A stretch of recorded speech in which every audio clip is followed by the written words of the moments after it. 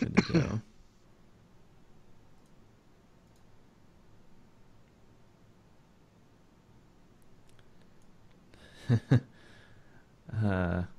Yep. Remember when I talked about whether or not we don't know if I can stream 1080p 60? I think I found my answer. Is it no? You guys still there? Yeah. I'm here. Okay. Who Okay. knows? We'll find out.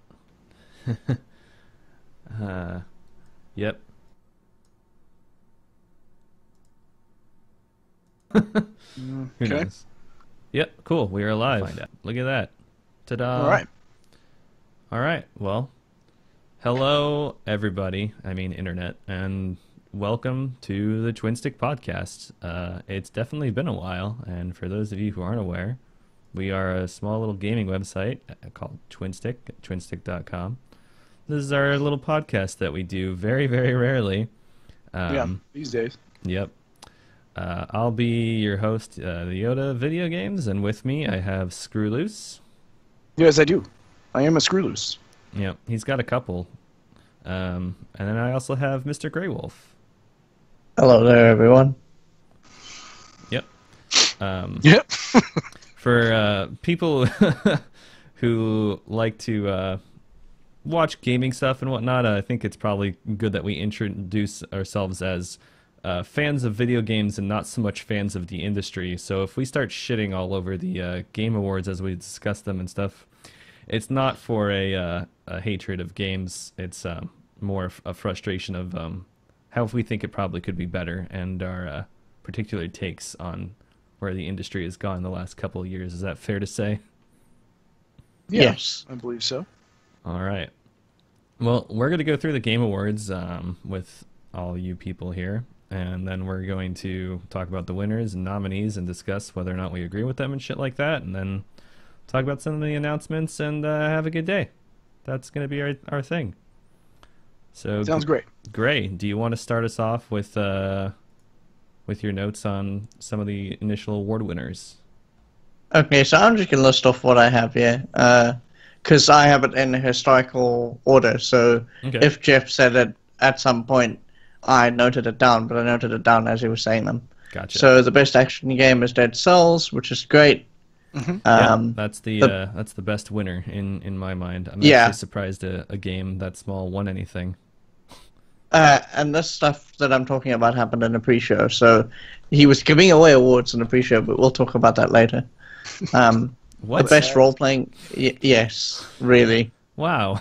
What the fuck? They had to make room for all the ads. Oh man. Yes. So that Dead Cells win is actually even more impressive because it beat out Call of Duty, Destiny 2, Far Cry 5, and Mega Man 11. Yep. Wow. Mega No, Man I 11 missed is the quite beginning. good. Of this.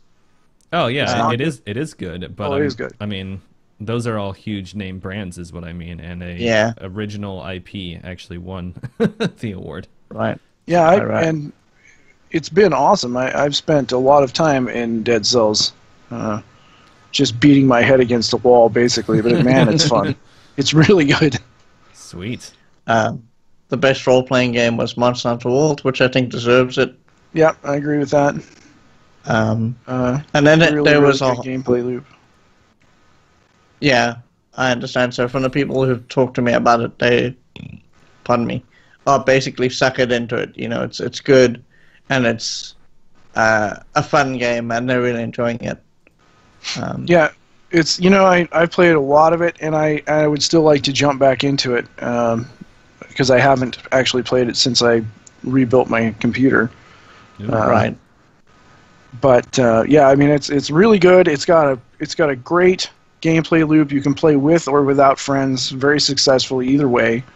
You do have there is a level of toxicity in the community, just like every other game with multiplayer, because there are people that tell you there's a right and wrong way to build your character and all that kind of stuff. But Yep. you just have to not pay attention to that, basically. But man, it's good. It's such a good game, and it's beautiful. Right. And then there are a bunch of whole esports things that I don't really care about. Some of you others might care about. I'm sorry, but I don't. Well, what I think is funny about how the best esports event, the one that won was the one with the smallest view count and prize pool, so I don't quite Oh. understand that. But, you know, Okay. I don't remember that. I may have missed that one. Well, Yeah. all of this stuff was in the pre-show. So Mm, we okay. had best esports team, which is Cloud9, best esports game, which is Overwatch. Which is the funniest thing in the world because Overwatch is easily the hardest one of those to watch as an esports game. Right. Best esports event, which was LoL World Championship. Which Okay. Best is, esports host. Sorry, yes. Go ahead. it's all stupid. Everything so far is stupid. Yeah. Right. Best Except esports for the host host. is a person called Shocks. Yeah, Shocks is fine. That's fine. I don't know this person. I just, every time they said esports, I was like, please, mallet, over the head, go, mallet. I'm not even mallet, like huge into mallet. esports. I watch like some StarCraft, CS:GO, and Dota. Okay, I guess if I'm doing 3 of them, I guess I'm a little into it. I'll tell you this about the esports stuff, and I missed most of it. But when oh man, what was the guy's name? The Fox Sonic guy. Fox. Sonic We're getting Fox. there. Don't Yeah, worry, we're yeah. getting. Oh, okay. All right. That's This is all- actually on one of our lists. All of this stuff is pre-show. This is all happening in the 30 minutes before the awards. Yeah, I think I came into the stream about 30, 40 minutes into it before I started actually watching that Right. night. So I missed a lot of this anyway. So the best esports coach was Reapered. The best esports moment was C9's comeback win. I don't know what's going on about that, but anyway. And then the last thing that he gave away in the pre-show, as far as I'm aware, is the best student game, which is Combat 2018. That Yeah. just sounds I pretty remember generic. watching the highlight of that because I was bad. I didn't actually watch the Game Awards because they're usually the same every year, and this is actually the one year that I kind of think maybe I should have watched it because it looks kind of better. But when I saw that, I saw Combat 2018 and all these other original sounding games that sounded pretty interesting, and I was like, Combat 2018 is probably gonna be the one that wins. And it's like Combat 2018. All right. Yeah, I've never heard of it, but okay. That's because it's a student game that isn't out yet. Yeah. Oh, okay. All right. But it is cool that there is like a student game section. That I do think that is Yes. cool. So. Right. And it's probably that mainly was- just voted on by the students playing them. Right. So that's probably why that won. Right. I was literally just going to say I don't have any problem with them giving out a best student game. That's really awesome, and I hope that they carry that forward. For sure. But the name of the thing just sounded so generic. I was like, couldn't you have named it something more interesting? Well, the the kids came up in the highlight I watched. They did. And, Yeah, and they he did. like on his shirt had the new name of the game, and I was like, oh, Oh, that's good. you should have emailed Jeff earlier. I am glad he did that. Okay, so now we are past the opening half an hour and we're into the actual Game Awards. Red Dead Redemption 2 won a bunch of them. It's going to start here. It won the best narrative. It won the best No. performance. Okay, yeah, that's. It Well, won. Let's take a look at best narratives because the fact that Omen Sight didn't get nominated for this is why I know. it's very frustrating that these awards are even like I've the way heard they you are. mention. I've heard you mention Omen Sight a few times. I've never seen it, and I've never bothered to look it up. And I guess I should. If I still You have my should. footage, I was considering doing a past due review of it, but I'm not sure. But it is fucking awesome. So what is it? Like a CCG or what? No. It's an action combat game, but I don't really know how to it's hard to describe a lot of the mechanics without spoiling things. Okay. All right. Well, if you do the review, I'll read that, and I will look it up because I'm curious. But Yeah, I'll Okay, I'll so- at least do a little video. So the way this works is Omen Sight is the follow-up to a game called Stories, which sounds as generic as you can get. Which I didn't But- know until there was a loading screen in Omen Sight that said, "This is a sequel to Stories Path of The Destiny." Stories, right? All right. Yeah. I remember stories. I remember your various playthroughs in stories, Gray. Right, because I played it through 100%. And Stories has a fine little universe. You know, it's very interesting. It's well put together. You meet these characters, you spend a lot of time with them, you learn little things about them. And then what happens is that Omen Sight, I think, I want to say it's after the events of Stories or before. It's a I'm not sequel sure. to it. Oh, okay, so it's after. Yeah. And it's the same world, but not the same people. And they're having an end of the world cataclysm event. And Omen Sight is basically you figuring out what happened to make the event occur. Okay. All right. And basically you're sort of like a detective, but it's not a detective game. Yeah, it's like a detective game meets time traveling game. Yeah, It's really right. cool how they do it because you play through the same things over and over, but with different people, and And yeah, and if it follows the idea of stories, every time you play through, you learn a little bit more and a little bit more and a little bit more, it's and it's then exactly what you do. eventually you figure out what's going on. Yeah, You piece it together yourself. Oh, that's pretty cool. I yeah, like that. Yeah, it's a really, really compelling narrative too because there's difficulty based on your ability to deduct things. So if you are like, I never figure out stories like this, just hand it to me as easy as possible. Or you can be like, I want the combat really hard and I want the deduction really hard, or I want the combat really easy, but I want to like have to really think hard about how to deduct the story because you only have so many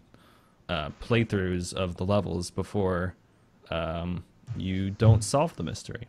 It's really right. cool. Okay. Yeah. But Right on. So that wasn't nominated for best narrative. Right. You know, that's super interesting thing.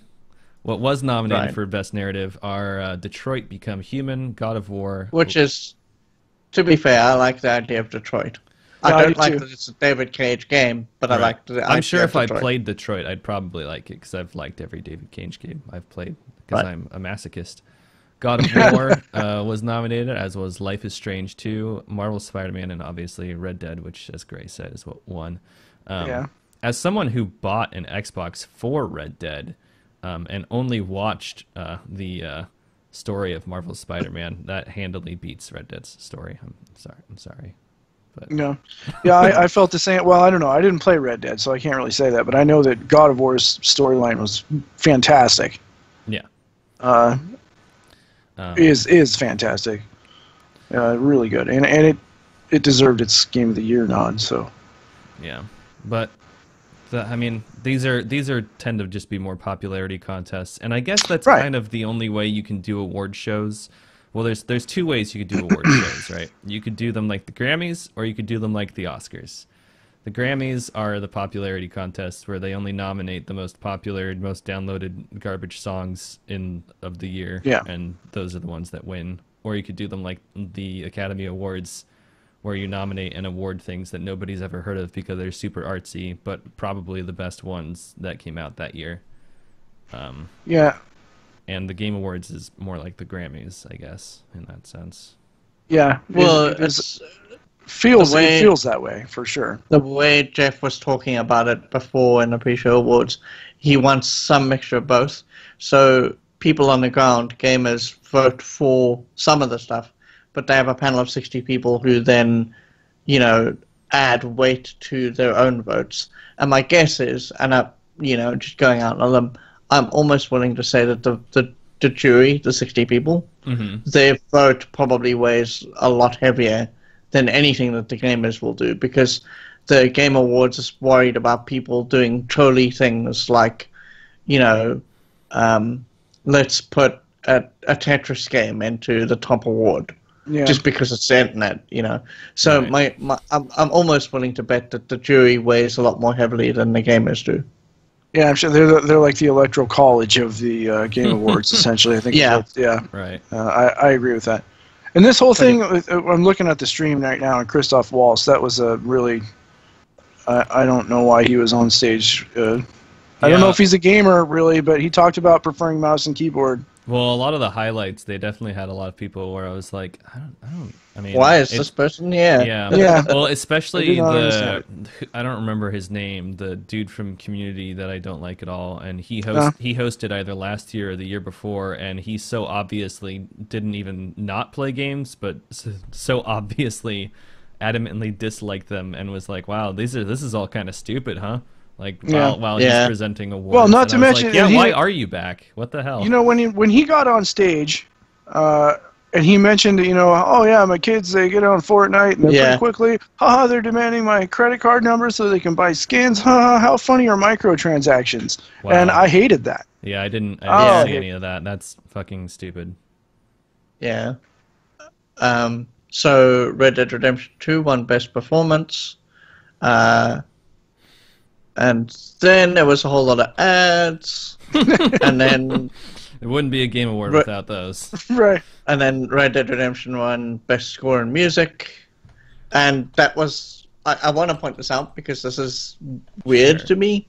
So some of the awards were sort of hosted by other platforms, or probably they sponsored that particular award, and this one was Spotify.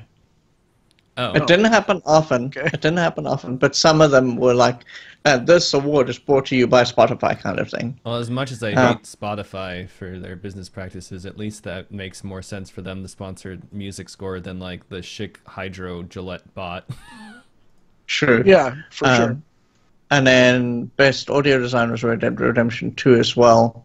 And I think... Yeah, that one they definitely deserve. It's some of the best audio quality you can hear in a That game. was the last one that they won. I'm checking my notes really quickly to make sure that I'm right. Yes, that was the last one they won. Yeah. So they won a They pile got their of fair awards. share. Yeah. They were the Mad Max Fury Road of the Game Awards. Yeah, right. Yeah. Right. And then we had Best Art Direction was Return of the Obra Dinn, which I'm very glad about. Yeah, a game may be about boats, but goddamn is Lucas Pope a genius. Yeah. Yeah, not to and mention it looks like an old Game Boy. Classic. it looks like an old monochrome color Mm-hmm. Yeah, from the it's 80s. It's gorgeous and really unique looking. More so than... I mean, Octopath Traveler is another good nominee in that category, but Red Dead, God of War, and Odyssey, as good as all those games may be, they do look pretty... pretty they bog look standard. fairly... Right, yeah. At least they're not like brown, but, Yeah. The best mobile game was Florence, which I'm glad about. The best VR AR game was Astrobot Robot Mission. I don't know anything about these games, I don't either. so I'm just going to pass on commenting on them. The best content creator of the year, oh boy, Yeah. was Ninja. Who could have possibly predicted that? He did a little sketch where he brought out a little Muppet, and one of the Twitter things that I saw was Ninja is so woman-phobic that he will rather go up on stage with a Muppet than go up on stage with a woman. Yeah. Oh, is he women phobic? I didn't know that about him. I don't know. It was just a thing that I saw on Twitter, and I thought, okay. That's a bummer if that's true, because as much as I don't like Fortnite, he's actually like a pretty good, like, at least from the things that I've seen and know about him, is he's a pretty good rep for the gaming industry. Like when he goes on CNN and stuff like that, it's like, oh cool, someone who's like just like level-headed and normal is like repping our whole industry right now for once. That's nice. Yeah. Right. Yeah, I don't know anything about him. I know that he's a major Fortnite fellow, but that's about all I know. Yeah, that's about all I know as well. In fact, in my notes for this, I actually wrote, "It's all Fortnite to me." Yeah. Jesus. It was only like last year when I tried that in alpha or whatever after they just put that out, and I was like, yeah, this is, it's whatever. Like, I don't think it's going to go anywhere. It's not going to beat PUBG. Jesus Christ. Right. I should have. Yeah. Yeah. I'm going to skip one because we're going to circle back to it. Okay. The best debut indie game was The Messenger, which I'm glad about too. Yes. Pretty cool. Yeah, that does look really good. The best... Educating. Yeah, it looks a lot like that. The best fighting game was Dragon Ball Fighters. I don't really care. The best family game was Overcooked 2. That's pretty good. I'm glad to see that too. That makes sense. The best strategy game was Into the Breach. I'm glad for them. That was awesome. The best independent game was Celeste, which is also good. And then the best game direction was for God of War. I'm glad Game of the Year and Best Direction, I guess maybe I'm spoiling, but it doesn't make sense that something that has the best director couldn't win the best game. Yeah.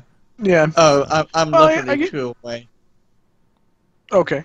Yeah. Go, No, go. we'll go. Yeah. We'll go when we get there. Go ahead. the best ongoing game is Fortnite, and by ongoing game he means games that keep evolving, Yeah. and that was sort of the theme for this year. Which doesn't make sense because ongoing game isn't a game that technically evolves. Destiny 2 didn't evolve very much. Overwatch has not evolved very much. Rainbow Six Siege hasn't evolved very much. Those are all good games, but No Man's Sky is technically the game that should win that category because it's the one that has straight up think evolved. so the as most. I agree with that. Yeah, because I played after the latest patch. Now that I don't remember what it is, now that I'm trying to think of it. I played that for quite a while, and the game still runs like real bad, but but it is a lot better. It is a lot better to play. Yeah. Right. So. And then I also agree that I think that when I saw the nominees, I was like, oh, that's going to be a shoo-in for No Man's Sky, because that is an ongoing game. Well, when and then Fortnite won, and I was just like, well, okay. when you just probably due to sheer numbers, I would imagine, in terms of the fact that Fortnite evolves all the time. They have different seasons. You know, some random object shows up, and everyone on the internet is like, "Oh my God, this thing just showed up in Fortnite. What the hell is it?" And so, right. Due to that, I would think that that's probably the reason for it. Well, I think the reason is that the category is misnamed because it's not called Most Evolved Game. It's called That's true. It's called Ongoing. Best Ongoing Game, and which I mean, technically, you could still talk about. Like EverQuest is still ongoing. Yeah. Yeah, You know, yeah. I mean- I mean, if it's just going to be about how Ultima long the game Online. is ongoing. Yeah, right. Right. Yeah. Yeah, and Ultima Online Fortnite's is only still been going. ongoing for like what, a year and a half 3 or years. something. Yeah, well, Yeah. a year is the mode that they've been playing though, Right. and I don't think the other mode's even around anymore. Right. No, I think it is. They're just not developing for it. Right. And then Game of the Year was God of War. Yeah. Yeah. And that was basically the end of the actual events. So now we can actually talk about the whole mess of other stuff. I will be right back. I'm going to mute myself really quickly. I'll be back in about 10 minutes. Sure. Okay. Since you're the one here who's actually played God of War, do you want to talk about about that at all? About it winning Best Director and Best Game of the Year? I think it totally deserves it. Actually, when Gray and I were, I'm gonna jump a tab here and look up in the notes from when I was actually watching with Gray. Sure. The cool thing was that I wanted to say that it was going to be one of the other two games. So Red Dead Redemption was on there, and something else that I can't remember offhand. Assassin? Oh, it wasn't Assassin's Creed. Spider-Man, that's what it was. I was going to say, yeah, Spider-Man or Red Dead are the ones that are going to do it, because of course they will. Yeah, that's sort of And what I it thought wasn't. the race was between two. Yeah, it was. And God of War, I really think it deserves it. It's really good. Like, real good. And Christopher Judge wore the best suit. Yeah, he was the guy in like the super baller like white suit, right? Oh yeah, because he was up there with the kid. That's right. Yeah, and the kid Say who it, plays boy. Atreus. Yeah. Yeah, they did a great job, and their whole team was up there and shared it with it. It was really cool. It was great, and I do believe that they deserve that for many reasons. First off, they kept that game updated immediately. On PS4, almost every day I jumped on to play it. There was a new patch, 60 megabyte patch that helped things along, stabilizing saves or general like load screens got better and this and that. So I mean, they really paid a lot of attention to making the game better right from the start, rather than releasing something broken. They released a complete product and actually improved on it as they went. This was not a Fallout 76 release. Yeah. Well, yeah, it's definitely not, because it was a single player game, and I'm glad that because are all these games? I guess Monster Hunter World's the only one here that you couldn't just call a single player game, but you definitely can, because because you play offline until you're ready to go online. You're just but which I think is really great. Oh yeah, I think it's even greater that all 6 games that were nominated for Game of the Year are all single-player narrative games. Yeah. Pay attention, game industry, please. Yeah, 'Cause right. these are the things we like, obviously. Yeah. The only Yeah, problem... and I don't know. Maybe it's the fact that I'm getting older now. But I mean, it used to be. I mean, back in '90s, when I was playing Quake, all I wanted to do was play it with people. I wanted to play with. We had a clan. We had LAN parties all the time. Some of them were sponsored. I mean, we had a good time. It was really cool. Right. And that's what I wanted to do. Nothing else really mattered as far as gaming goes. But now I don't want to play with other people anymore. There are very few things like Helldivers. When I play with you and Nick, that's a lot of fun. Yeah. And Like there cooperative games are and stuff certain like that. co-op games are great. But I don't want to play Call of Duty or Battlefield. Although I will admit that Battlefield 5 does look pretty damn cool. It does look cool, but unfortunately, it doesn't sound like you'll ever be able to find a match game for that anymore. 'Cause Yeah. the player count's already. I don't know what's going on with the drama with that, but that's a topic Yeah. for another day, I guess. Yeah. I still think I definitely like a lot of multiplayer games. Obviously, I play a fair amount of Dota every summer, but I think there's a place for them, and it takes a really special and unique or revitalization of a genre for a multiplayer game to be nominated for Game of the Year, like Overwatch when it won Game of the Year. Yeah. I think 2 years ago. But that Yeah, it that was should 20 be rare, and it is rare. Yeah. I think it was 2016. I think so too. That sounds right. Yeah. Yeah, the only issue I think I have with God of War winning Game of the Year, and I know I sound like a broken record when I talk about this, but I'm going to keep talking about it until it goes away, which it never will, and that is a game you can only play on one box, and if you bought the wrong box, Exclusivity. or your parents bought you the wrong box because they're colorblind, then you can't play the Game of the Year. Right. Or if they didn't understand that the Wii and the Wii U were different consoles. Yeah. Right. Yeah. Exactly. Yeah. Yeah. So that's still stupid, but that's never gonna. Yeah. No, go I away. agree. I'm okay with exclusivity for a time being, but not permanent. I don't like that. Permanent exclusivity I just don't. And I know there are people out there who vehemently disagree with that. All it hurts is the developers, and it's just for marketing the corporation of whoever has that box. They should just be competing on what box has the best features. Like, hey, ours has the best VR. Like Microsoft's little Xbox doesn't come close to being able to do VR as well as the PlayStation does. There's a good advantage for it. And then Xbox has other advantages, and that should be where they compete, not with holding game developers hostage. Right. Yeah. Exactly. Agreed. 100%. But yeah, it definitely deserved Game of the Year, God of War. I was really happy to see that, and that it wasn't just what was brand new, Red Dead Redemption 2. I really expected Red Dead Redemption 2 to just take everything, because everyone was like, "Oh my God, Red Dead 2!" just for weeks. Well, that's what happens. And when it the deserved new game that. comes out. Clearly, and it deserved that. Yeah, it's a very, very good game. It's not the best narrative, though. I'm sorry, it's not. It's maybe, there's maybe Christopher Judge's suit there on. I'm seeing it on the stream. So I this was is trying to pull up the whole team getting it to win. Yeah. But yeah, and God of War came out pretty early in the year too, right? Like that was. Yeah. I believe so. Yeah. March. I bought it. Oh no. Immediately. April. I bought it the day of release because I was just like ready. I remember Dr. S talking about it in Slack, actually. It was just like, man, you guys are going to like it. He goes, I think they're... Because I was skeptical. I was like, they're bringing it back. They shouldn't have. And, man, I was wrong. It was great. Yeah. If you haven't played it, if you have a PlayStation 4 and you haven't played it, play it. Yeah, Hellblade's combat done by a team that's a little bit better at combat like that. So. Yeah, right. And Hellblade is spectacular too, but that was, now it's too old. But yeah, for this kind. But yeah, his Christopher Guest fucking outfit is the one that wins. Yeah, his suit is fantastic.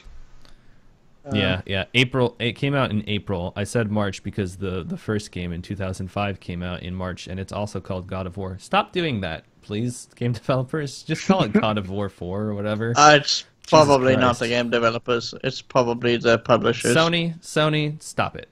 Stop. And the marketing people. All of you, stop it. I agree. Yeah. That's something that's been going on for a long time. Back in I'm thinking back to when I wrote a review, like a replay review of Lost Planet 3, which is actually Lost Planet 0, if you want to look at it. Yeah, I don't know. I hate that nomenclature. Right. Anyway, moving on. Yeah. That's all the awards. Do we want to talk about just the show in general before we start talking about the announcements? The only award we haven't talked about was the one we're saving for last because I think it's going to generate drama, which is the Sonic Fox win. Oh yeah. So, Sonic Fox won Best Esports Player, and that was fine because it's all Fortnite to me. But then he comes up on stage and he brings his fox suit with him, and he makes a whole lot of. So my take on it is I'm glad a human being won, but I'm not necessarily glad about the way he put himself out. There was a way to do it, and I think that he was very emotional, and that's fine. But he just went a little bit overboard. I don't know. I didn't see anyone complaining about it. I didn't take it as him putting out a character. I know that when he put the suit on, he did. Because he posed a couple of times and everything. But I think the weird laughs and stuff, I think that's all him. I think he was just nervous. Oh, yeah, for sure. No. The thing that I mean is that there was a line in there. He said he's gay, he's a furry, and he's everything that Republicans hate. Yeah, And I did. I've seen some pushback. Well, that was what he said. And I've seen some pushback on the internet from, right-leaning folks who said, that's not really fair as a characterization because not every Republican is like that or would do that.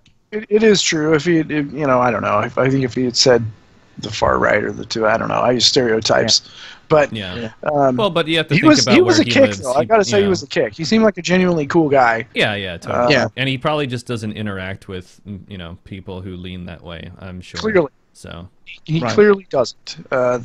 He seems like a pretty introverted guy, actually. For him to get up on stage and that was I'm not gonna hold something like that against somebody just because they don't have they haven't had the life experience. Right. Yeah. Exactly. Right. Take a joke. And that's what I'm people. saying. That's what I'm saying. I'm glad that he was a human being because he genuinely seemed emotional about it. Yeah. He told a little story about his first win, and that was pretty cool. He took the winnings that he made, and he gave it to his buddy, who's I think it was his father was dying of cancer. Yeah. And they said just do what you can, and that's really awesome. Mm-hmm. Yeah. I was just a little. It worried me that he went for that kind of sentiment in a situation like that. So well, I didn't see him as. I mean, it doesn't sound like he.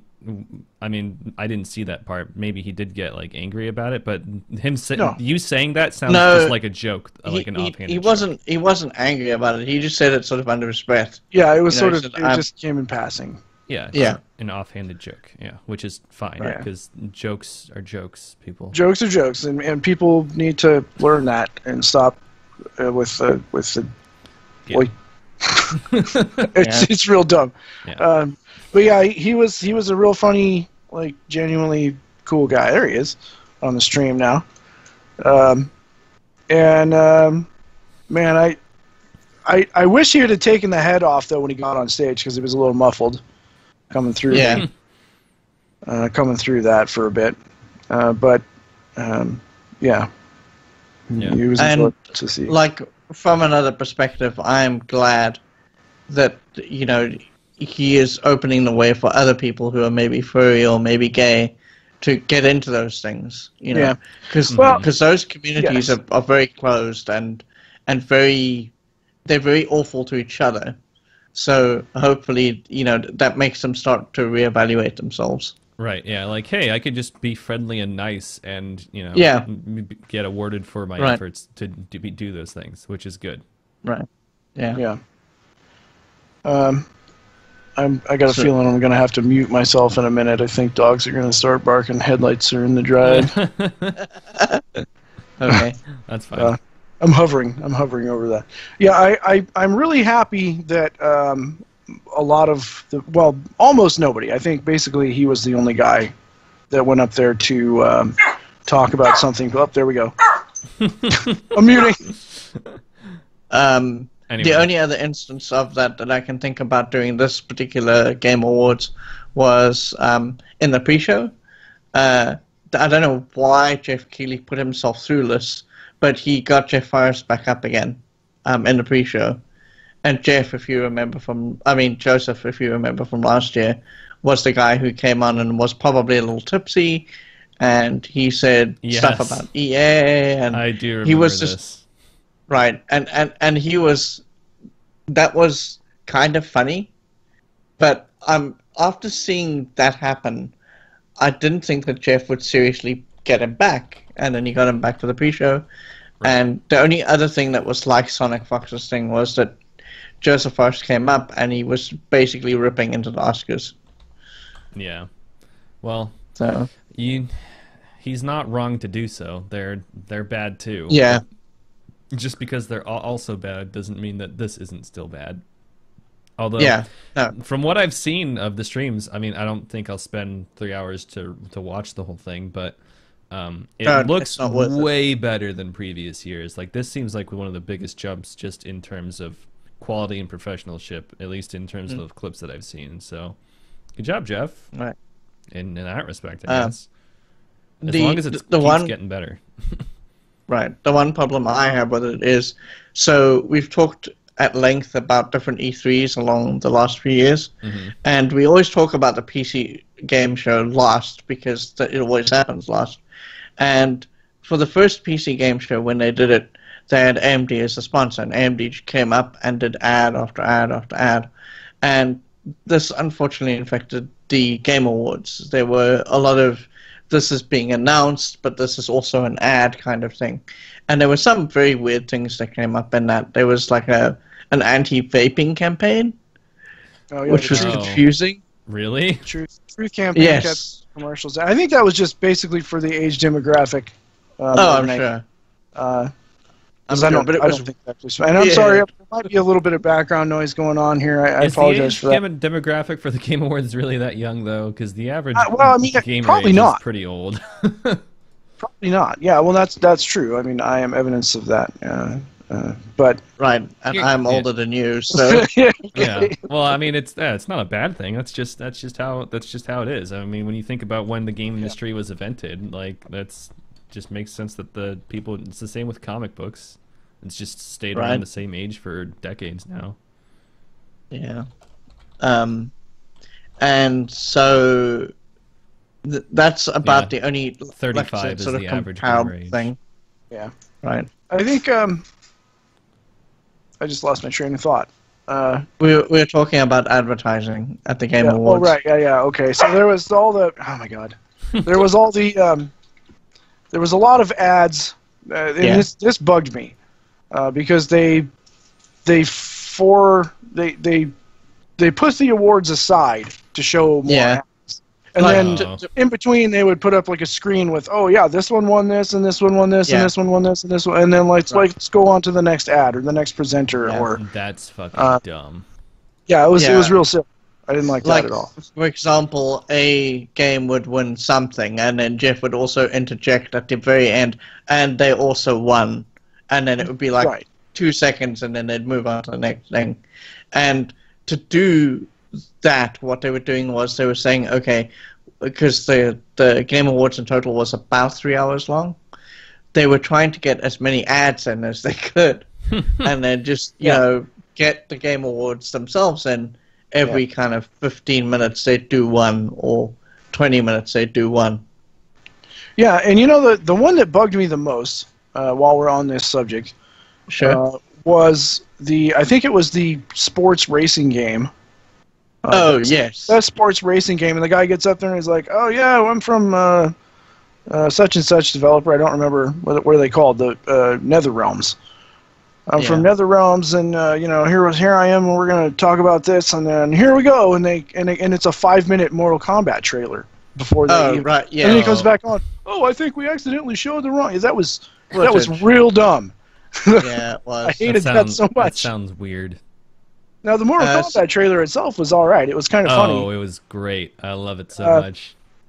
I just have a feeling that that's how those characters feel. Like if they were real people, they'd be like, okay, here we go again. Yeah. You know? The end was great. Yeah. Oh man, I'm excited for that. Hopefully, it's better than 10. Right. But that's the kind of thing that we're talking about. What they're doing was they're saying, okay, this is coming up, but it also feels kind of like an ad. So in that case, what they did was the guy literally came up and he was literally going to give the best sports or racing game award away. And then they showed the actual cue card, best sports or racing game, and then it faded and it was literally a Mortal Kombat trailer. Yeah. And they gave the award off screen. Back. No, they came back after. But they wasted that time. Yes. And went into a Mortal Kombat trailer where they could have done that somewhere else. Yeah, and like best action game or audio or anything else would make more sense. Yeah. Right. And the thing is that this, like you said, didn't make sense in context at all either, because Mortal Kombat's not really a sports game. It's not a racing game. I don't know. So what is I doing race here? cars all the time in Mortal Kombat. I don't know what Mortal Kombat games you're playing. The other thing that I just want to mention very quickly about the sports or racing game, it is weird to me that they don't break them up into sports games and racing games. I got in a conversation, more an argument about this with somebody not too long ago, or they were telling me because I like racing games that I like sports games, and I was like, those aren't the same things. No, they're it's like all fingers or all thumbs are fingers, but not all fingers are thumbs. Because racing is clearly it's a sport, but you don't say I'm gonna, I'm not, I'm a football player. I'm not a race car driver. I don't know. There's a different qualification, I think. Yeah. I think and so too. To have different categories, I think it would be a good thing. Yeah. Right. Because there are a lot of racing games, right? I mean. Yeah. Yeah. Gran Turismo, Forza, Grip. I wouldn't put Grip and Forza in the same category ever, aside from racing. That's the only thing they have in common. Forza is definitely a sports game. Grip is not a sports game. No, it's an arcade race game. That's a fun game. It's fun. It's a whole different genre. Right. Yeah, but so it was just weird. So the whole reason why I brought this up was because it was attached to the ad for Mortal Kombat, and it was really them giving away this best sports or racing game. And there were a lot of ads. Like to give you some idea of how many ads there were if you didn't watch it, there's a game that I sort of play called Magic the Gathering Arena. It had 3 spots, different ones. Yeah. And they were all not different spots, they were the same spot in different time segments of the show. And they did this so that they could, in the end, lead up to, oh, by the way, we're giving away 10 million or 100 million? I don't remember what it was. It was 10 million in prizes, I think, for Magic tournaments throughout the year. And it was like... Combined. Combined prizes and money. That's okay, but why is this even here? Why are we talking about this? Not to mention that 2 of those ads were back-to-back. Yeah. It was like watching the same commercial twice in a row. Yeah. That was really annoying. Yeah. Well, it was the same footage twice. Yeah. So it was the Game Awards were very ad heavy. Yeah. I mean, I guess they have to be. They have to be sponsored by somebody, but I just, man. I don't. It got pretty annoying, especially when they, like I said, they were starting to put the award section aside. Yeah, so that they could fit more ads in. Right. Yeah, to the point, like when you think about a pre-show, right, you don't think about it doing things like giving away awards. Yeah. But there he was in the pre-show giving away awards. Which is why it's both funny and hypocritical that they criticize the Academy Awards, because they do that same bullshit, and it's just as stupid there too. Like they give away awards during commercials. It's like, what? No. Yeah. Why? Yeah. Not unpopular foreign film, indie film, or foreign animated whatever. Those are all not. They're not publicized usually on television. Foreign film. This is a side note, obviously, but I heard a really stupid thing that's apparently true. So the Academy have a rule where if you're nominated for best foreign film, you are ineligible to be nominated for best picture. That's crazy. So the best movie can't be a foreign movie; it can only be American. That's so dumb. Yeah, yeah. And even better is the Hollywood Foreign Press came up with that rule. Oh, great. Of course they did. The foreign press came Yeah. up with it. So I mean, at least the But game. it can- I assume the Game Awards doesn't have a thing like that, and if that, I mean, so I would hope not, because at least that's most that's, you know. most of those developers are not U.S. based, right? Like, Yeah, that's true. Yeah, God of War. Montreal. God of War was Canada, so I'm pretty Yeah. sure. So, Yeah. yeah. In fact, that was one of the things that Jeff kept on doing every time it was a Canadian studio. He'd go, Canada. yeah. Well, Yeah. he's Canadian, isn't he? That's probably Yes, why. he is. Yeah. Yeah. Yeah. Right. All right. Okay, so let's talk about the ads, because we have to talk about the ads. The ads are basically, this is what's coming down the pike. So it's things like Journey to the Savage Planet and all that kind of stuff. And we can now talk about those, because that's the bulk of what we're going to talk about today. Yeah, they finally found a good list of every announcement, and the first. Oh, good. The first one is a Switch game that I have not heard of called, Sayonara Wild Hearts. I hope I didn't butcher that. I didn't remember that at all, Yeah, and I didn't list it. I didn't see it. I mean, it's a Switch game, so yeah. Next up was, as you were talking about, Journey to the Savage Planet. We are not. And my note on that was it looks a little bit Fallout-y. No, that's No, Other Worlds, I think. Yeah, Other Worlds is the one that looks Fallout. Or Outer Worlds, excuse me. Yeah. Savage Planet, I don't remember seeing it all on this, but I came into this a little late, so I could have just missed it. Right. I watched all the trailers, but I don't even remember. Okay, so it's the Borderlands one, I think. the reason why I said that was because the art style looked a little bit like the old Fallout 1 and Fallout 2, where they were basically lambasting 50s culture. Right. And Yeah. so it looked a little bit like that. Yeah, and you are correct about that. The next announcement was the Stanley Parable coming to consoles. Yeah, that's cool. good. I'm glad. Yeah, it's cool that there'll be completely new content in there too. So that's Yeah. That's good. Yeah. yeah, that's cool. And then you two were excited about this next one, and yeah, it looks pretty cool. And it wasn't in any of the highlights that I saw. Among Trees. Among Trees looks amazing, and I hope it's not a horror game. Please don't be afraid of Among Trees, because the only thing that can happen from that art style is it can go all terrible and red and rusty and bloody, Yeah. and I hope it doesn't do that. So who? I actually missed Among Trees, but this. Go look it up. It's really I'm watching it right now. Cody's got it on the stream. Yeah, I'm on it.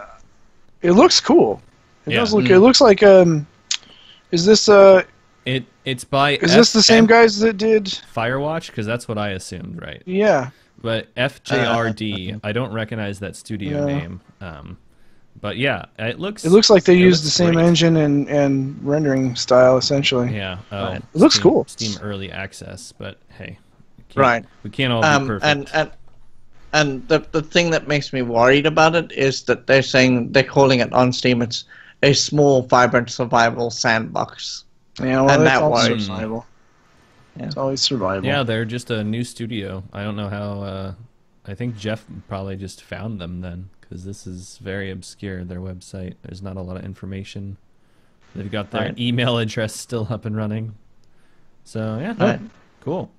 Yeah, that looks pretty interesting. And then Marvel Ultimate Alliance 3 with the worst subtitle name in the world, which I don't know if I should even say online. Don't bother saying it.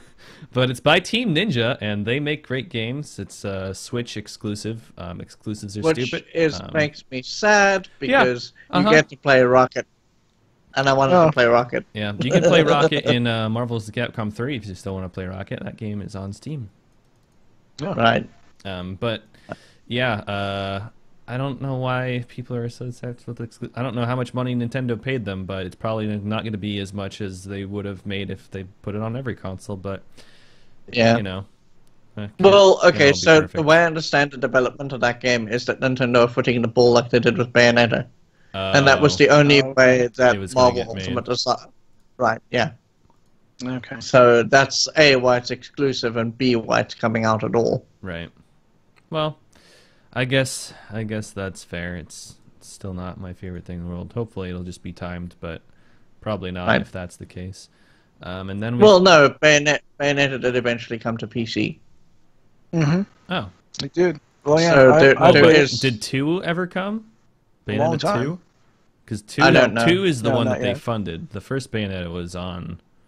God, I don't even remember what console that was. Yeah, I think it was Xbox. But Yeah. yeah, 2 is the Oh, one they right. funded.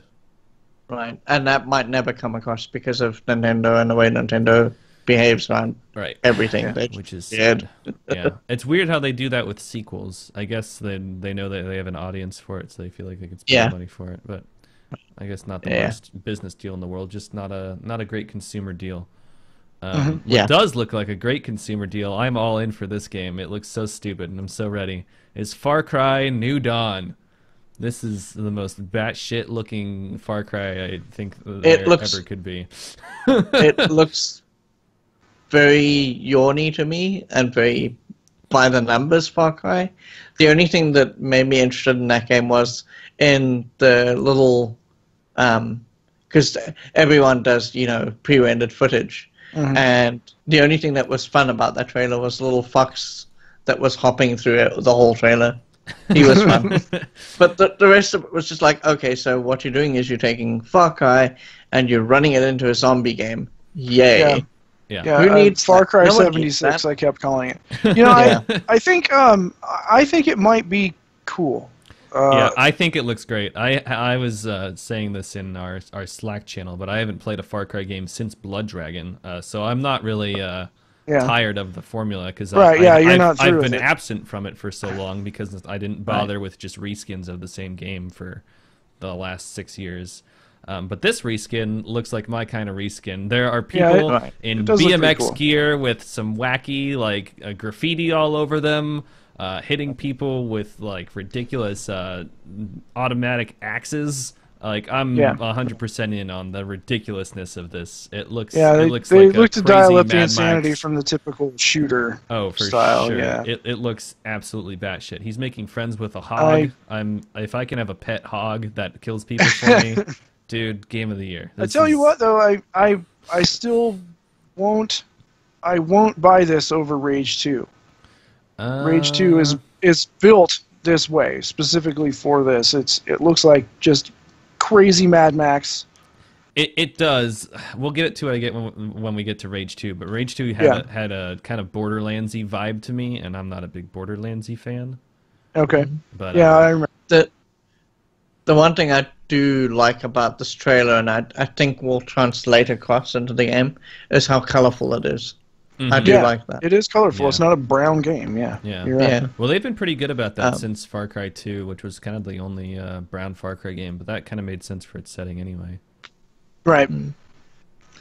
And the thing, one of the things that frustrates me a little bit about the setup for this game is that I understand that it's post-apocalypse and I understand that resources are scarce, but then you literally have these two women who come into this camp and they basically yell at these people, "Give us all your stuff or you die." And Yeah. I'm just not a fan of that whole setup, you know? Yeah. Yeah, the villains Well, didn't look as interesting as their past villains for sure. Yeah. I actually wonder if they have decided to release this to compete with Rage 2, because Could be. first off, this takes place supposedly right after Far Cry 5. I didn't play that. I knew. Yeah. That hasn't happened yet. Normally they're standalone games. Secondly, it's a post-apocalypse, nuclear apocalypse scenario. Yeah. And also, it seems like kind of early to be talking about a new Far Cry game, to me. Yeah. So what happens at the end of Far Cry 5 is that a whole bunch of nukes get dropped everywhere. Mm. And Far Cry 6 basically just picks up that storyline and runs with it. Yeah. Okay. Right. Oh well, Far Yeah. Cry. Yeah, it's Far Cry, but if you're like me and are kind of into the idea of getting back into a Far Cry thing, then this looks like a unique enough setting for me, I guess. Yeah, I'm not against it. I think it looks pretty cool. To me, it looks different, a little bit different. And now, again, that was just a trailer, so I'm sure the gameplay is still going to be liberate camps and climb Oh, towers. for Yeah. sure. I'm Right. no doubt that it's going to be that. Yeah, But but sometimes you got to the liberate setting those change- towers. Sometimes you do, yeah. you were saying if you're like you and you haven't played a Far Cry in a while, you should just play Far Cry Blood Dragon. There you go. It's true, Yeah. but I've played Far Cry Blood Dragon 3 times, so I think I'm ready for Oh, something wow. different. Yeah, Yeah. That's many times. I know. I played 3 twice because the game that gameplay loop at that time was pretty unique and really fun. Okay. It's been Yeah, it's right. been Far done Cry to 3 was death fun. now, but at Yeah. that time it was great. And then to have just a $15 reskin, stupid, ridiculous '80s thing. Oh my god! Yeah. And it's so Yeah. short that when you finished it, you were like, God, I want more of that. And the only way to have more Yeah, of that yeah. was to play it again. So I played it Right. again Yeah. and again. And again. Yep. Yeah. Anyway, so yeah, that's Far Cry. Next, also looks pretty ridiculous, but also kind of fun, is Hades by the guys who made Bastion and Bastion, yeah. Super Giant. Transistor. Yeah, Super Giant. That Games. is out now. It's on the Epic Game Store, but it's in early access, Mhm. so you can play it if you want to. No, I'll wait till it's done Yeah, instead I of support a don't- ridiculous price. I don't like support that. early access. Yeah, not that I think that Supergiant is going to let it go. They've made themselves pretty aware with Bastion as Yeah, if you I know, was they're- going to trust my money with anyone in early access, it would be them. But Right. I'm still not going to do And- it. my I think- issue. I think my issue with this is it just looks like Bastion. Well, so did there's a little bit different. So did But- Transistor when I watched it, but then yeah. Go ahead, Gray. I think we're on the same spot. Yeah, I was going to just say that you were saying you wouldn't necessarily trust anyone else with your money, but Supergiant you would trust. We know that Supergiant has released games. We know that when they release games, they're full products. You know, Yeah. you don't end up buying the DLC, or you don't end up buying skins. And I hope that they will just carry that forward. And Yeah, I'm happy that they're still making games. Yeah. Well, no, I thought you were going to get on what I was saying, that I had thought Transistor looked a lot like Bastion when that came out, and that proved to be a wholly unique core gameplay loop compared to Bastion. Yeah. And Well, I'm and hoping hopefully this will one's be the same too. way. Yep. Obviously, you're not building a world as you walk across it, but to me that seems to be about the only difference here. And I don't know. We'll see. I like the mythology. The mythos itself is a lot more interesting to me. Yeah, it kind of looks kind of God of War-ish, I guess, obviously because of the theme. And Yeah. the fact that Mhm. you're playing an angry, angsty dude with daddy issues, but Yeah, Yeah. right. The thing I have is no doubt that- that it's going to be fun. I'm sure it'll be great. yeah. I think it's taking like the Bastion and Transistor and all those game loops and applying it to a roguelite. And I think that's I think that what Supergiant is going to basically do is just iterate on something that they've worked out works for them. Pyre was the only time where they stepped out of that core game loop to make a sports game.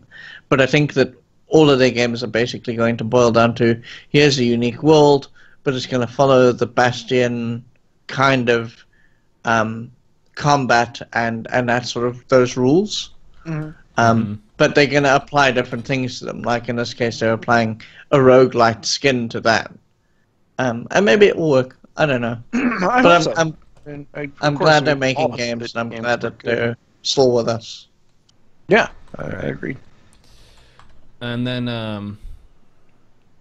up next we have Ancestors, the Humankind Odyssey. Oh yeah, that looked a little confusing to me, honestly. It did. Yeah, so this is the Play as a great ape. this hu- is the co-creator and die a lot. the co-creator of Assassin's Creed. This is his new baby. I'm not sure what he's been smoking after he left for in Assassin's Creed 2. But this is the guy who had the story of Assassin's Creed 2 and then bailed out when they wanted to go in a different direction and then didn't know how to end his story in Assassin's Creed. So this looks like him off the rails, and I don't really know what to think of it. Yeah, it looks confusing. You can't really. I don't know what you're supposed to do. Are you just running from stuff? Is it supposed to be survival Yeah. horror? Esque? Or is it just like play as this guy until you die and then move on, and maybe next playthrough you get to play longer if you survive longer? I don't understand I it. just don't really have an interest in playing as like either an ape or a Neanderthal. The setting just doesn't interest me, I guess. Yeah. So you didn't like Far Cry 4? Right, that's true. Did you play an ape in Far Cry 4? I didn't play Far Cry 4. No, No, but but Neanderthal, right? you're a Neanderthal. Oh, Yeah. really? Oh, Yeah. that makes me more And interested in that- Far Cry 4, strangely enough. Okay, so the best thing about Far Cry 4 is that there are these dream sequences that you go into. They're called the Shangri-La. And that is, like, basically the most interesting thing about that game. Otherwise, No, it's Far that's Cry. That is Far Cry 4. You're thinking of a different one. You're thinking of Far Cry Primal. That's the Neanderthal Oh, one. sorry. Oh, yeah. Far that, Cry that 4 setting is- did not interest Is the me. Shangri-La, Yeah. yeah. Right. Far Cry 4 did Right. have the cool Shangri-La scenes, and those were the only good things. Those and the Right. and the drug dreams. Right. Those Oh, were the good. Dark Dreams are funny, though. Yeah. But the rest of the couple game was them just are boring. The rest Yeah. of Far Cry 3 was boring and pointless. Nothing you did mattered. I wrote an article Right. about it if you feel like looking. Right. Nobody cares. So my issue with the Humankind Odyssey was that it just looked, like you say, confusing. There was just, what are you doing? You know, Yeah. are you surviving? Are you playing this guy for 5 minutes and learning about what life was like then? What is going on in that game? And I don't think that we got enough, because it was only really sort of a minute or a minute and a half worth of footage to know what he's actually doing. And I think that does a disservice to his idea. Yeah, there's just not enough information in the trailer. Yeah, It's not so much a trailer as a look at this thing I did. Yeah. And I think it does need more information because Right. it sort of piques my interest in the terms of like if it's something that I don't know how you would deem something that happened 10 million years ago or 2 million years ago, whatever, historically accurate, right? Because how can Yeah. you? Right. But it's interesting on the face of it. But Right. before I even look at it, I need to know what it is because, yeah, playing as a I don't want to use the term subhuman, but that's essentially what it is. Because that's what it is. It's an ancestor. I guess that's the PC. Yeah, word there we for go. it there. Ancestor is a better word for it. Yes. Playing as an ancestor might be cool, but Right. but it's what It might are we not. doing? If are we, you know, are we running if away it's from just stuff running only? away, then yeah. Yeah, I mean if it's Because they showed the If it's same thing survival- twice. Hey, we went and we killed this predator for meat. All right, 2 million years later, we do the same thing with Yeah. a different Yeah. predator and slightly less hair on our bodies. yeah. Yeah. Okay. I mean, If it's, don't if get it's me. strictly Don't a get game me. about evolution, Yeah, okay. and don't get me Some wrong. If that's only like the first third of the game, and then we start going into like the 1800s, and suddenly we all have Right. guns, and then we go into the future. If that's what this game is, then dude, I'm all in. That sounds great. But I When don't think he I, talked- I doubt that's it. Well, when he talked about it, was specifically talking about very old eons of Earth. He didn't mention going forward. There's a stopping point, which I think was Lucy, which is sort of the precursor to actual humankind. right? Yeah, And she's not so long ago. Yeah. So I want to say that it's from like a long time ago to the stopping point, like maybe Well, 6 then or 7,000 BC. give me another trailer with dinosaur riding, and I'll be 100% on board. But There you go. Until then, we'll Right. just have to wonder what the game is actually about. And speaking of wondering what games are actually about, let's talk about scavengers. You're forgetting Forza Horizon 4. Is that not on your list? It's not on the little list that I have. Go ahead and Okay, talk well, about for- Forza Horizon 4 well, then. I didn't catch any the subtitle for it, but I think there's just a DLC or it's just extra stuff. It's just more Forza Horizon 4. Oh, yeah, I remember seeing the trailer for that. It's like a spooky haunted house looking Yeah. expansion. Yeah, that looked cool for people who like Forza. Right. Yeah. So Scavengers. There you go. Yeah. The only thing that I have on my notes there is that it seems survival-y, and that's probably what it is. Yeah, I So think it was. that's what I had assumed too. I was like, cool, another Left 4 Dead game with a Yep. really weird art style that I like. And then I looked up here, and it's created by the people who made the Halo 5 Guardians Warzone mode. I was like, Oh. I don't know what that means, but it's probably a Left 4 Dead thing. And then I got really excited because I googled what is a Halo 5 Warzone. and I'm just gonna read this off to you. Warzone is a 24-player multiplayer mode in Halo 5 Guardians. The 2 teams of 12 players each, AI-controlled opponents, and maps up to 4 times larger than any previous Halo multiplayer map. Yeah, I don't care about the size. The objective of the mode is to earn 1,000 victory points or destroy the enemy team's core. So this is straight up the Paragon MOBA first-person shooter that I wished Paragon would end up being, but apparently it's in Halo 5, and now I almost want to give Microsoft money to play Halo 5, and give them money to have access to my own internet, but that's a different story. But if I could just wait for this and get a first-person shooter MOBA, dude, if that's what this is... I don't think that's what this is. I hope it is. The guy talked about it being he talked about gather and work together and survive, and then compete. Yes, that's how MOBAs work. Together as 2 separate teams, or however many teams it works out to be. That's how MOBAs work. You work together to build a base. That's how MOBAs work. Okay. Okay. So to me, it doesn't sound like that. To me, MOBAs sound like direct competition to me. So this sounds like everyone gets together, builds something, and then decides, okay, we control it now, so get out. Well, it's instead of starting with a home base, you go build your home base. Maybe it's like an RTS then, I guess, is maybe a better way to put it. So the trailer was selling one thing, right? Because when I saw it, I thought, it looks like you are going to be a little team, and you're going to go onto this frozen version of Earth, maybe, and you're going to eke out a little place for yourself. And then there's going to be hostiles, and you're going to have to shoot those. So I literally, when I saw the trailer... I know exactly what this is now. Never mind. I understand. The guy the guy used the term co-opetition. Yes. Yeah. Which I hate. Yeah. But well, that's fine. I like things like that. Where it's that's such a stupid word. It just means there's a team of people who are cooperating. It's another team of people who are cooperating, which is a multiplayer game. It's not different than things. But if it has a thing where you go onto a map and there are 2 teams and they build bases and there are AIs that they control to go destroy the other person's base, then that's like a MOBA. But what it's probably more like is Fortnite. It's probably you gather resources to build base, and then you fight other people. That's a good comparison. I didn't even put 2 and 2 together. Probably because I don't give a shit about Fortnite. That's what I just put together. Well, I can tell you what it's about because I'm on the website. Oh, okay. Perfect. Good. I was saying someone's doing research. That was what it looked like in my head when I saw it, and then I went to the website and I was like, oh, it's bland and boring. Scavengers brings the excitement and unpredictability of class-based team building to its unique blend of competitive and cooperative survival gameplay. Every round, Ooh, so you're not actually making a home base or whatever, it's not single player at all, is a perfect puzzle for you and your team to unlock together. So it's basically a shooty game set in a frozen world. Okay. It's bland. I think we can all move along.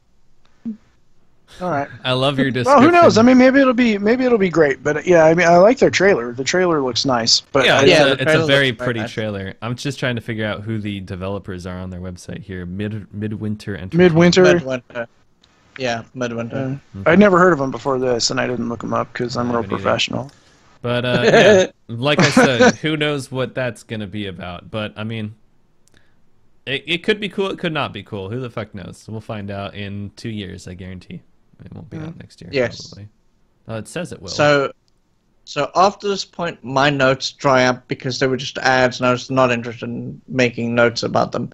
So you are going to have to pick up the slack here, Yoda, because I didn't note anything else. Yeah, I've still got a good long way on this list here from junkie.com. Thank you, junkie.com, for providing this beautiful list of trailers that I can play as we move along here. I'm going to reverse these 2 in order here because I think one we're going to talk about for a while and one we won't talk about for a while. The one we won't talk about too long is Crash Team Racing Nitro Fueled reveal trailer. Crash is back. Yeah. Crash, but, I think I'm a little old for Crash. Mario Kart with Crash Bandicoot. That's what that is. Yeah, pretty much. Yep. Looks cool. Hope it's Crash good. Bandicoot. Yeah. See what I did there? There you go. Perfect. And then the one they should hire you to name it. Yeah. And then the one that we probably wouldn't have talked about for too long if I didn't have a certain experience this morning, which I won't talk about a whole lot because I can't, is Anthem. Yeah. Anthem had a story trailer. And before this morning, I would have told you, this is how I would have said this if I hadn't played Anthem this morning. I would have said, before the Game Awards, I wasn't sure if Anthem had a story or not, and after watching their story trailer, I know they definitely don't have a story, is what I would have said. But Okay. After playing Anthem, that's don't pay attention to any of the trailers or anything with this game. Just go in as blind as you can, because it's going to be good. I'm not gonna say I think more it than looks cool too, and I'm glad to know that they're not doing, so far at least, not doing a lot of monetization. So Yeah, that was a clip that I had watched at the Game Awards, was the director saying that they're not going to have any loot boxes, they're not going to have season passes, or anything of that kind. They're not going to have map expansions and shit like that to separate the player base.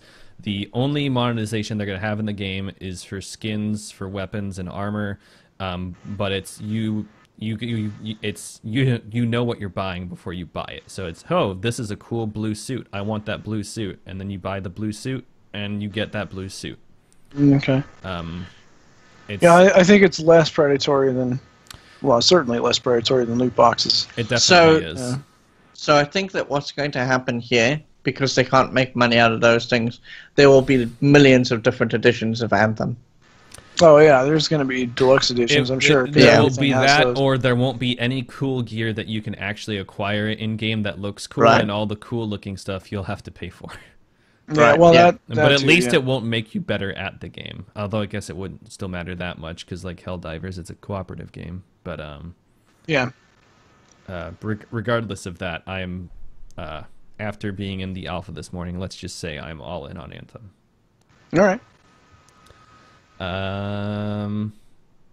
What are you guys' thoughts on Anthem? You have anything else you want to say about that? before we move on to I'm the interested in Anthem, but that's about as far as I can go because I don't know much about it yet. You're the guy in the I know. you're the I guy know, in the I know. alpha, and you Well, can't talk about it because the, of the and the NDA. trailers are all garbage. They're all garbage. Every trailer looks bad. That first gameplay trailer from E3, I was like, oh my god, because it's running sub 30 on whatever machine they're running it on, and I was like, that's not a good sign. And then that story trailer, I was like, wow, I don't care at all about any of these characters. And then this morning, I was like, wow, I care about all of these characters. Well, and you talked about how well they've optimized it, right? Because Oh, you're still yeah. playing it on a 970 On a or 980. 970, it doesn't use any CPU at all, which is good for someone like me on a CPU from 2011. Yeah. But yeah, keep Yeah, an eye so- out. Keep so an eye- far it keep an eye bodes out well for for Anthem. Anthem. Don't worry about the trailers and any of that shit. It's gonna be a hit. It's gonna be fine. All right. Next is Outer Worlds, but do we want to save that for last? Sure. Okay. Okay. Just because I feel. I like- mean, I don't mind when we do Outer Worlds, but I think that all of us are going to have a fair amount to say about it. that's why.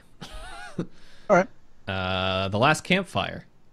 Looks very good. Yeah. That looks Beautiful cool. looking Hello game. Games are geniuses, so I'm sure this will be a great game. Well, I was surprised to see it was Hello Games when I saw the trailer because I was Yeah. like, really? Aren't you still building No Man's Sky?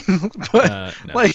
but it looks really cool. This looks like a kind of Hob, a Hob kind of. That's what it looks like. It looks like Hob. It does look like Hob. right. It's also not the same director as No Man's Sky, so that's the Oh, other. okay. Because Hello Right, Games yeah. does make really good games, except for No Man's Sky, which is just their big profile game, unfortunately. For Well, them. and No Man's Sky is good. It's just not what they said it was going to be. Yeah, So well, that's, yeah. When your director lies to your audience, it's not a good. Yeah. It's a very Ubisoft thing to do. It's not a good, but A they, very- they do make a- good games. A very Peter Molyneux thing to do. yeah. Exactly. No, this is something I'm gonna keep this. I'm gonna keep an eye on this. This looks cool. Oh, definitely. Yeah. I like the colorful world. I like that kind of as Blizzard would put it, painterly style. Yeah. That's a horrible term. Yeah. And I like the chunkiness and kind of simplicity, I guess, of it. It's kind of Yeah. journey-ish and really, I don't know. It just looks really nice. It looks Yeah. atmospheric. I'm interested, really interested. Yeah. Another side note, not Game Awards news, but Journey is finally coming to PC soon. Yeah, well, that Yay! was in the Game Awards. Oh, good was to It see was that. in the Game Okay. Awards. I didn't Yeah. see that in my thing. Because, okay, so there were lots of ads, and one of the ads was for the Epic Game Store. And when they were talking about the Epic Game Store, it wasn't specific Journey, but yeah. Oh, is Journey only coming to the Epic Game Store? Yes. Yeah. That's exclusivity, but it's PC release. Yeah, well, PC exclusivity doesn't fucking matter because it takes up 35 megabytes to have a different client, so it's not a big deal. Yeah. They're all free. There's not a paywall behind any of that shit, so I don't care about that. And there needs to be competition between those things because Jesus Christ. Well, it sounds like Steam is coming under some competition with that, which is Epic good. Store. Yeah, I mean, well, Epic just timed it really well.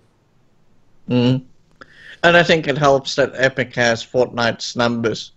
They have that many people looking at their launcher right now. I mean, it's not that many people looking at their launcher. It's not 172 million people playing it on PC, but it's a fair chunk, I'm sure. Right. Even if it's a third of that, that's a lot. That's a lot of people, right? Yeah. Next up, we've got Atlas, whatever that is. I don't remember seeing.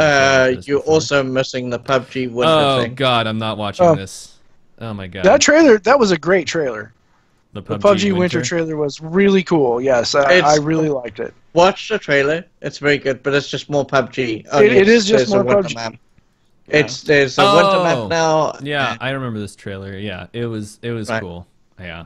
With the bird and the grenade. With the bird. Yeah. Yep. That was pretty cute. Yeah. Now Atlas, is that the pirate ship one? Which is why I have totally turned off the one we thought stream was here. Sorry guys, but I'm not getting seasick watching this fucking thing. So the one that we thought was I don't know, the pirate ship game that went dead real quick. Sea of Thieves. Sea of Thieves. There we go. I'm terrible at remembering those names. The one we thought was that. Now here's the thing, Atlas looks interesting, but it is a visual mess. It looks real clunky right now, and I'm hoping that they'll have something better by the time that comes back. Yeah, I don't really care. I'm sorry. Yeah, I'm not promoting the boating agenda. You can all go read my article about this, how games have just become a shoe-in for the boating industry, and we're not gonna support any of that. Shills. Bunch of shills. So after this, my notes dry up again. So you mentioned we've got the Dragon Age official teaser trailer, which lets us know that Dragon Age exists, and we already knew that. Really? Yeah. I want to talk about that very quickly because I have a thing to say about that. Please. So the BioWare teaser was like if you watched E3, it was like the Elder Scrolls 6 and Starfield teasers, where they literally showed like a thing and then they bled to a hashtag, right? Yes. Now, in Starfield and Elder Scrolls 6's cases, they actually told you the name of the thing, which was good. Oh yeah, they did here. Yeah. Then it just said the Dread Wolf rises, and I was like, what does that even mean? Yeah, if you are not Dreadwolf, if you are not a Dragon Age fan, you don't know what that means. Yeah. I don't know what that means, and I've played all of those games. I don't know what that means either, but the shield logo, the Grey Warden. Yeah, but the Grey Wardens aren't like wolf based. No, I'm not talking about that. They show the Grey Warden's logo, I believe, in there. So if you were a Dragon Age, now I played one Dragon Age game, so I'm not really a Dragon Age fan, but I kind of understood it from that point. Okay. But if you didn't, if you don't know what that is, then you're like, okay, I guess. Yeah. Whatever that was. Yep. My notes literally say, "Good job selling it to new fans, BioWare." Yeah. I mean, you're not wrong. Next up is the Pathless, which looks adorable. And Pathless looks great. It does. More boating agenda in the intro here, but don't hold it against it. It's not all of it. All of them have to have their little boat shill thing in there. Just it's just part of the industry now. But aside from that, it looks great. Pathless looks beautiful. Yeah, this is by the same guys that did Abzu. So immediately I'm interested. Oh, for sure. Because that was some of the best storytelling I've seen, and it appears to be that you will not have dialogue in this game either, because the character has the mask over her face. That to me signifies that she's not going to do any talking. Right. And man, does that look cool! I'm Yeah. watching it on the stream right now. I am It looks real fucking excited to play this. awesome. I can't wait to see what this plays like, because Yeah. it feels like it's gonna be Giant like a squid. lot of things to me. But I Yeah. get to fly around on a bird friend, and that's all I Yeah. need to know. Yeah, it looks super super cool.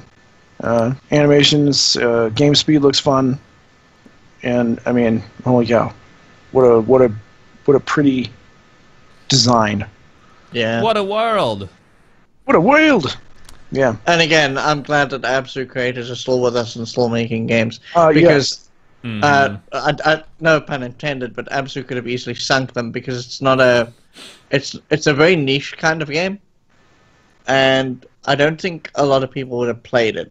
Because Right. there's a sentiment in the industry from the gaming perspective of, oh no, walking simulators are evil and bad, and we don't need more of them. Yeah. And Absolute is just the most gentle walking simulator. Yeah, it is. And and I then loved it yeah. gives you that, like, at the end, man, that whole feeling of Yeah. oh Yeah. man, so so great. Yep. So I'm glad that the Absolute creators are still with us, and I'm glad that they're getting to make a new game, and I hope it does well for them. Yes. Yep. Next up, Stranger Things 3, the game. You're Cash also grab missing game? Survived by... The Survived by I have after this for Oh, some okay. reason. Okay. Alright, sure. Yeah, cash grab. Cash grab 3 the game. Yeah, but That's how I I feel I like about the style. I like do the too. style of it. I Yeah. do too, and it's But probably gonna be cool. You're not wrong. You're not It's probably wrong. gonna be Yeah. cool, but that's the Well, only I reason mean, the style of it looks great, but this game could have easily been made in RPG Maker. Oh yeah, And Yep. it probably was. might have been. probably. Yeah, But I'm sure it'll be fun. And I'm sure it will be fun. narrative-based isometric game. Sure, it sounds fun to what me. it reminds me of from this play, and the first thing I thought of was the old, not Super NES even, the old NES Addams Family game. Oh, you thought that. I actually thought of the SNES Shadowrun game. Oh, okay, yeah, you're right. Yeah, I do vaguely remember that looking a lot. Well, similarly in isometric and Yeah. and Right, yeah. Yeah, but But, that fits yeah. the theme of the show quite a bit. So Yeah, no, it does, and they're not wrong. I don't think to release it, but it totally is just a cash grab. It is. Yeah, Yeah. it's true. And I also find it quite funny that it's Stranger Things 3, not like they're starting with 1 or 2. Yeah, right. It's. I'm wondering if they're basing it on season 3. well, They are. and They said so. And is season 3 not getting a Netflix season then? No, it is. It is. Yeah, I thought they is. were. So I don't. Yeah, it's weird. to me. It Because better one be of better the than things... season 2 as well. You know. I mean, When- hopefully it's like the Matrix, Enter the Matrix game, where that tied in with the prequels and gave you information the prequels didn't give you, and Oh yeah. like Okay. because that was pretty cool narrative-wise. Even if you don't like those movies, it was cool to be like, oh, so that's what Ghost and her were up to. And Niobe were up Yeah, to. Niobe. I didn't like that they hid that away in a game, but I appreciate that they were, well, it giving... wasn't narratively really necessary for the movie Oh, though okay. either. So Yeah, because I mean, those two characters show up in the movie and then they just vanish, and you're like, "What are they doing?" And it turns out that you find out in the game. yeah. Well, in the movie, it's just like, hey, we're gonna go shut down this This thing, thing. and Yeah. you're like, oh, okay, and so they do it, which is really all you need for the movie. And in the game, you go shut down the thing. Okay. Yeah, it was You cool. get to do it. When they came up on stage, the Stranger Things, the Stranger Things guy said, we haven't been working on the third season because we've been messing with this game, and that was kind of their jokey kind of thing. This Yeah. is why it's not out yet, So Right. Stranger Things 3 is coming as a season, and it will probably be with us in the next year or so. Okay. Cool. And the game is sort of lifting out of season 3, and it's probably bits of season 3 are things that you can play in the game. Based on actual events. Yeah, Right. there you go. Right. Based on actual fictional events. Yeah. Rather. And then up next, finally for you two, we got Survived by, which does look pretty cool. Yeah, It it's looks funny. fun. It looks funny. I don't know if it'll be a fun game to play because of the way it's set up. Yeah, it But looks intensely frustrating to me, but Yeah, it probably would be fun. but I love the the trailers. The Yeah, trailers yeah, are is very it's hysterical. really funny. yeah, the trailer's pretty good. And that's about as much as I can say about that game. It looks to me like it's going to be very, like you said, frustrating to play. But the trailer was spot on and funny, and I like that. Yep. Yeah. Speaking of frustrating to play, Mortal Kombat 11 is our next announcement. Oh, great. Yay. Oh man. We're going to talk about that briefly. This trailer is just—it's the most Mortal Kombat trailer that could ever have Mortal Kombated. It is a good with trailer. Mortal Kombat. But yeah, more Mortal Kombat. Yeah, I guess that's kind of really all that we know. Which I guess is just, the other question is, why are they still making these? I guess people are still buying them, but they're not. They don't change. They're still the same thing. Yeah. Yeah, but I guess, Mortal it's Kombat like, 9 to me, it's changed like, everything, and then every fighting game became Mortal Kombat 9, and that's Right. still where we're at. and I guess it's everything always goes back to Dark Souls, but you don't mess with a good formula. I guess once you have one, and It's true. Yeah, when someone so- invents a new genre like that, everyone's just gonna milk it until the ground. right? But I hope it's a good gallon of milk. Yeah. Speaking of milking things out over a long period of time, man, these transitions are working out really well. Yeah. Thank you. Smooth. Psychonauts 2 reminds you to give more money to Fig. Yeah, boy. It does. But they might have been spending the last. When did they steal $3 million from everybody? Was that 5 years ago? When did this first get announced? I will I don't tell you in a second. Because I wouldn't be surprised if it took them that long just to make this trailer, and that's all they've done. 2015. Yeah, Hey, 3 yeah, years. 3 years. Look at that. Hold on. So yeah, and now they're asking for more money. Surprise! Because of course, Sal. Surprise! It's Tim Schafer. They've already blown through 3.3 million.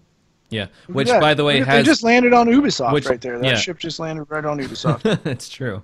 Which, by the way, a lot of that 3.3 million has already been confirmed to be used on other games funded by Fig. So, which is Right. Of course. which Well, is and how that- Fig but that's in is their allowed- business model. It is. Yep. But no one It's- reads it's fine there. print. Yep. Does say that. Yeah. We'll use it for whatever we But they feel were like. they were but only thanks to the supposed to do that with funds for games that failed, like Rock Band PC port, which is still the most frustrating thing in the world. But they're doing it with games that don't fail. So, yeah, what a great business model on a terrible, horrifying platform that is just going to take so much money from people. This game's never getting released. That's my prediction. Well, Wikipedia suggests 2019, but it's It Tim suggested Schafer. 2018 and 2017. So. Yeah, that's what I'm saying. It's Tim Schafer, and he wants to make all the money. So, or steal all the money, I should say. Yep. Yeah. Well. Yeah. Well, he's doing a great job of it. He wants people to give him all their money. Yeah. Uh-huh. This is his. Yeah. This is his GoFundMe page for games. That's what happened. Pretty much. Yeah. Yeah. It's just a game that I would have given money to, but I have no interest now. Very similar to our next game, Devil May Cry 5. Oh yeah. This gameplay and stuff is great. It looks super fun. It's by the same guys who made DMC. So all these people who Strange. are like, fuck DMC, I want Devil May Cry 5, you're getting the same thing, but it's just called Devil May Cry 5 now. Yeah. And I'm sure it'll be good, because that game was great, despite what they all say. In the highlight reel that I watched, though, they played music, I guess, of this performance. Oh man. That was pretty cringy. Oh, Oh. yes, it was. It It was made- Devil Trigger. Devil Trigger, and that Oh, that boy. song is Yes, playing that was during bad. this whole trailer. Yeah. I might not buy this game just so I never have to hear that song again Yeah. in my life. We I were don't know if wondering I've heard worse music ever. We were wondering if, while the song was playing on stage, because here's how it went on. Devil Trigger went first, and then the RDR2 orchestra played bits of their soundtrack, and the Devil What Trigger a stark mixing. contrast. Right. the Devil Trigger mixing was awful. You couldn't hear the woman's voice. You couldn't hear individual instruments. It sounded like a mess. And then RDR2 came up, and it was beautiful, and you could hear everything. So I don't know what was going on there. Maybe they didn't pay enough money actually to Jeff. Have their own sound people. Maybe, or they didn't pay enough money to Jeff. Yeah, they didn't pay enough money to Jeff, and so they were just like, "Oh well." But I want to hear the studio version of that song, just to hear if it's as bad as that. Just watch the trailer for Devil May Cry 5 because it's in there. Oh, okay, yeah, it is in there. Yeah. It's just as bad. It's mixed better, but it doesn't sound good still. Oh, okay, all right, sure. Yeah. Is the woman's voice any better? No. I actually don't think she has a terrible voice. I think as a singer she could probably be fine, but it's just she doesn't have the worst. I can't even. I wanted to pour I wanted to pour my intestines into my ears listening to that, and they may have lost a sale just based on that song alone. Just based on their music. I'm not even kidding. It was. We discussed this briefly too. That this is a very typical for this style of game type of music. Right. This is either Devil May Cry or an anime opener. Yeah. Except because it's the same those have a level of fun and cheese that is endearing in a way. Like the music in Metal Gear Rising: Revengeance is what this is trying to be. I know that the internet fell all over themselves when Andrew WK came on. I don't know why, because that was great. No, they liked it. I'm one of the people who didn't like it. I'm one of the few people who are just dumb. Like, this is awful. And I don't know what he's doing here. And so when I saw Devil Trigger, I was like, oh no, it's more Andrew WK. It's worse than Andrew W. Devil Trigger made Baby Metal look like Slayer. Like, this was... So what good. was that laugh? I was great. I need to make Trey do that again. That was a beautiful noise. But yeah, the game looks great though. I really wish we didn't have to talk about that awful song. Game. It really looks like a platinum title. That's because the guy who invented Devil May Cry left and made platinum games. Oh, is that okay? So I don't know anything. Ever since then, Devil May Cry's been trying to be platinum games. Okay. Yeah, he invented that style of action combat game, the action spectacle fighter. Yeah.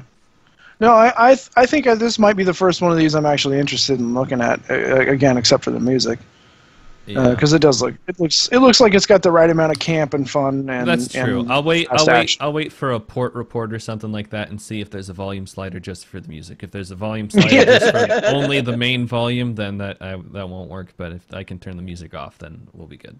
Yeah. Yeah, and anyway, that's that. Speaking of Andrew WK, Rage 2 had another trailer. I don't know how these keep working out like that, but they do. I was really excited for that first trailer on E3, but this made it look way too much like Borderlands for me. No, I'm still pretty excited. I think that I like the idea of it being... I mean, it does seem like a new Borderlands, but also Rage. Which Rage was a pretty okay game. It just didn't...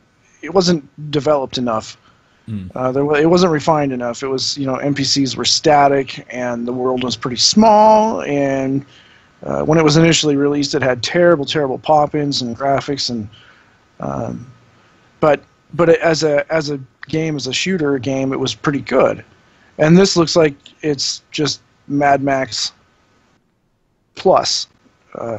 Yeah, I think this looks like a lot of fun. I'm trying to figure out in my head why I'm not excited at all for this, but I am excited for Far Cry, and I can't really give a reason off the top of my head. I'm not sure. Like you said, you're not a Borderlands fan, and it does have that feel to it. Yeah. The world itself has that feel to it, so I get that. It's got like a very I don't know, simplistic humor to it, I suppose. I don't know. Yeah, maybe so. With that like neon cartoony color scheme, and watching people piss and stealing their motorcycle. I don't know. yeah. I mean, to each his own is, I guess, this. No, I'm pretty excited. The combat does look cool though, but I'm pretty excited for Rage 2. I think I want to play it a lot. Yeah. More excited for the next Doom game, but that obviously not Yeah. coming out at this time. Well, So. and it'll be on Bethesda's own launcher probably still, because they're trying No, to that's do that probably too. true. Yeah, 'Cause I'll have to that's do how that. 76 is. You can't play it on anything There's- but Bethesda's launcher. Yeah. Yeah. Ugh. Bethesda. Well, Bethesda. that's- Am I right? Our guest of our guest of honor. That's okay. There's no way I'm not getting the next Doom, so Yeah. I'll have to suck it up and do it. Rage 2. It looks May It 14th, looks pretty ragey. What doesn't make me angry at all though is this beautiful, beautiful trailer for the Outer Worlds, Obsidian's latest game. Yeah. Can we back up just a minute, because I want to Absolutely. talk about little things that happened during the Game Awards before we're talking about the Outer Worlds. Okay. Sure. So at the pre-show, Jeff was waffling about evolving worlds, and this was the theme of the whole thing. Mhm. And my takeaway when I was making notes was, oh yes, I'm glad you like it, but like punters don't, gamers don't, because games as a service have turned out terrible for gamers. You know, It's true. so the whole thing of the Fortnite model of buying in and getting seasons and all that stuff, it might be evolving, but it's evolving away from gamers and people who want to play those games. Yep. And what was the other thing Well, I and wanted to mention? it's making games even more of a luxury item, and they already kind of are, because games have been really expensive for a long time, but now they're expensive in the long tail for the consumer end. Like you can't just save up anymore. No, if you're true. 13 years old, you can't save up for 6 months and then buy the game that you want to play with all your friends. You have to. I mean, because it's not going to be enough, which is insane. Yeah. And then the other thing. Sorry, go ahead. No, it's okay. I was just gonna say, because once you get that, then you got to keep up with your DLCs or buy a season pass, and maybe you get all the DLCs, but maybe you only get some of the DLCs. Exactly, it just creates another ceiling. For if you want to be in this hobby or play games in this medium, it raises the bar just financially for everybody. Yeah. Right. And then the second very quick thing that I wanted to talk about was it says something terrible about the industry because one of the things that they did was they played a little bit of music of each of the overall winners. They took, God of War, they took Red Dead Redemption 2, and then they did like a little medley of all of them. But it says something terrible about the industry itself, the music in the industry, when the orchestra can take those songs and make a seamless medley of them without having to do much work at all.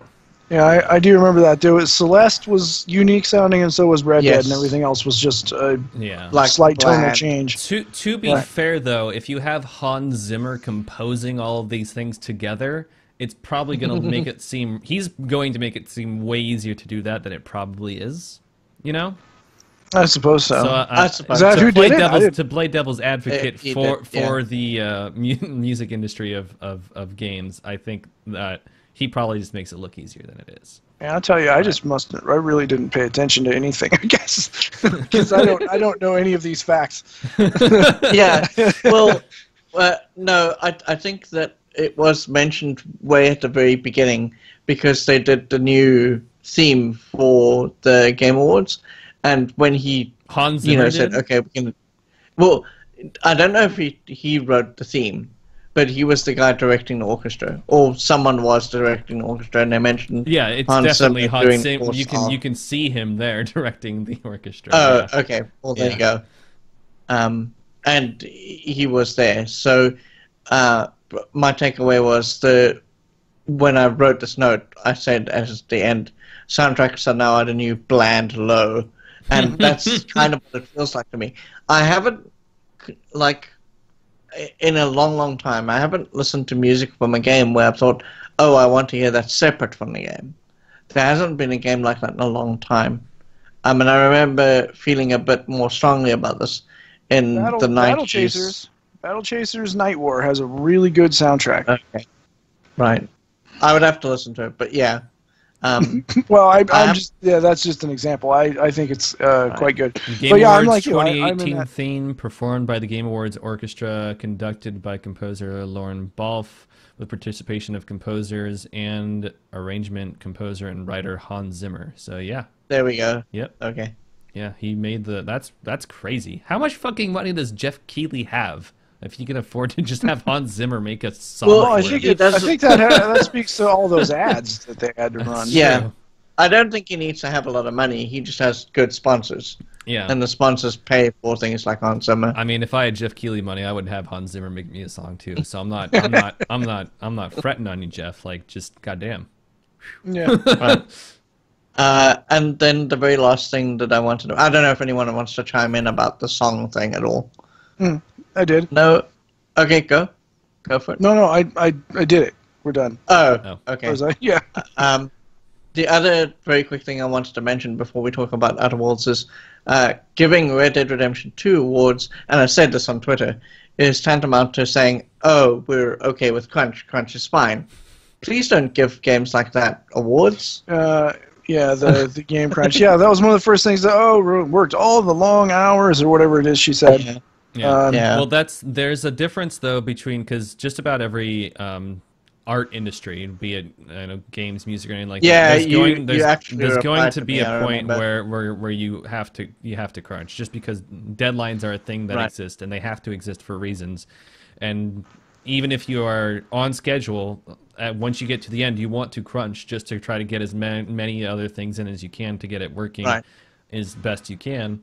But what you do, no matter what industry this is you go, who here wants to earn overtime pay and work crunch hours for this next week? And then a Yeah. bunch of Even- people raise their hands, Right. and then they do it. Or It's or not better than that. the thing. Or better than that, you manage to crunch better. Well, Right. the thing you don't do is what Rockstar did, which is different than Yeah. crunch, because they said if you want to keep your job, you're working 100 hours Yes. a week, Right. which would be fine if that was in their contract. It was not in their contract. It was now all of a sudden you're working 40 extra hours a week. 100. Right. Yeah. And yeah, that's not okay. That's slave labor. That's not what we do here. That's not Yeah. okay. And that's different than just crunch, because crunch is just industry standard. Every indie company does crunch. It's different. It's way different than abusing Well, yeah, your employees. There is a point of not everything is going to work out the way you want it to, so you're never going to keep that schedule. So yeah, it's going to happen at some point. But Yeah, it's you're just right. it's just they call it crunch, and then just because of this happening, they and them abusing that system, because crunch was more of just an insider industry term. Now everyone just associates, oh God, that sounds awful, because people outside of industries like this can't imagine working a normal 60 to 80 hour week, which is standard. But when they suddenly require you to work 40 extra hours in the week without any option on your end, that's not good, and that's Yeah. that's what Rockstar did. Right. My feeling is a little bit more, probably stronger than yours, and I think that while yes, there is an element to crunch in every industry, I think that if it was managed better, it would be better for the industry as a whole. For sure. In other words, one of the things that they could have done was they could have said, all right, so we know that there's a release window for Red Dead Redemption 2, and they could have said, I know this is them in their position. They could have said, we're big enough to say to the people who are going to publish the games and the people who are going to put the game on shelves, we just want to move the date, another 6 months. Well, it doesn't matter what date the date is. If you move it back another 6 years, when you get to the end, you're still going to want to crunch, because Right. you're still going to want to try to get as much in as you possibly can just before it ends. Just because when it's getting closer to release, your adrenaline gets higher, your work ethic gets stronger. You don't want to finish the game, so you want to keep adding more little extra features, and Right. just little quality of life things that I'm sure were last minute additions to that game, like Right. being able to hold B in any menu to just quickly exit the menus back out Right. and stuff like that. That's the kind of stuff you get from crunch. again, they just didn't make it optional, which is Right. unethical. Yeah, that's Again, not a thing. I think that could be better managed, but that's an argument, and I don't really want to have an argument here. Yeah. No. And I agree with you. It could be managed better. And obviously, there should be a gamers union to prevent Yes, companies from abusing their absolutely. employees like that. Yeah. But unfortunately, there isn't right now. But I don't think Yeah. it would be hard for. Well, somebody would hurry up and find Jimmy Hoffa. Anyway, And that's basically all my notes. So let's talk about the Outer Worlds. dude, let's talk about the Outer Worlds. This trailer is dope. And I'm actually really, really surprised that it's not a console exclusive, and I'll talk about that. I'll talk about why in a second. With Obsidian getting bought out by Microsoft, and fucking good on you, Microsoft. I don't usually compliment you at all. In fact, I usually complain about you every chance I can. But the fact that you bought these guys and you didn't force this game to be an Xbox exclusive is awesome of you. Yeah. So Yeah, agreed. Um, And this looks cool to me. I think it looks cool. absolutely, it looks exactly like the Fallout game that everyone was waiting for. Yeah. Gray, I interrupted you. I was waiting for. Oh, sorry. No, I was just going to say before we even talk about that, the one thing I do want to point out that was very funny was that there was a comedian guy that came up, and it was the guy who talked about the Fortnite situation with his kids. The funniest thing anyone said that whole evening was he was there to introduce the best esports person of the year, and that was Sonic Box, and he said, this person is basically the LeBron James of sitting. Yeah, And yeah, that was the best thing anyone said all night long. Yeah. That is LeBron James is sitting is that is a spectacular metaphor. that Yeah. is pretty good. Right. Yeah. So my take on Outer Worlds is that, like, I was interested in it, very, very interested in it, and then it turned out to be a shooter, and now I'm just not interested in it. So you guys can talk about the Outer Worlds. Yep, it's a Fallout 3 shooter. I doubt there will be a VAT system, so it's probably just going to be all real-time shooting. But the combat actually looks pretty good. It doesn't look like a Fallout game's first-person combat, which is good. Yeah, I think it looks like it's probably going to be RPG style combat, like Fallout combat, but it does look like a lot of fun, and its design is cool. I like its design. It's definitely going to be an RPG. There's a screenshot going around of an actual dialogue text box where you're talking to somebody okay. and you have to select a dialogue choice, like in a Fallout game. But it's actually or an dialogue. RPG, and it's actual dialogue, and that's Right, so and refreshing. also- That's so It's not, refreshing. yes, I will kill Oh you. my gosh. Really.